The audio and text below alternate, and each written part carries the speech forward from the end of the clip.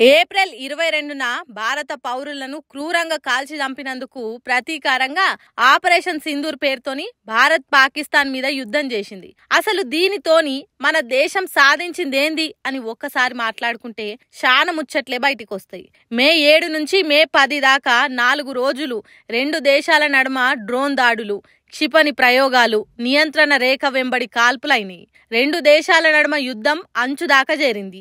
ఇక పాకిస్తాన్ భారత్ దాడిని తట్టుకోలేక గజగజ వణికి అమెరికాను మధ్యవర్తిగా పెట్టి మేము చర్చకు సిద్ధం, దయచేసి యుద్ధాలు ఆపండి అని వేడుకుంది. చర్చలైనాక మే 10 తారీఖు భూమి, గాలి, సముద్ర మార్గాలల్లా అన్ని రకాల కాల్పులు, సైనిక చర్యలను ఆపేయాలని 2 దేశాలు ఒక మాట మీదకి వచ్చినాయి.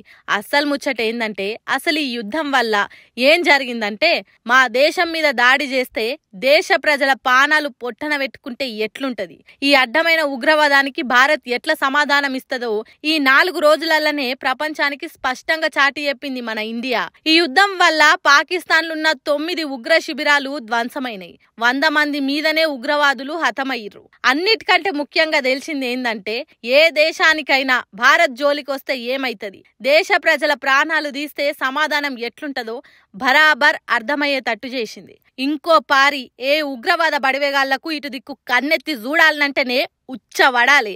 జై బోలో భారత్ మాతాకి జై.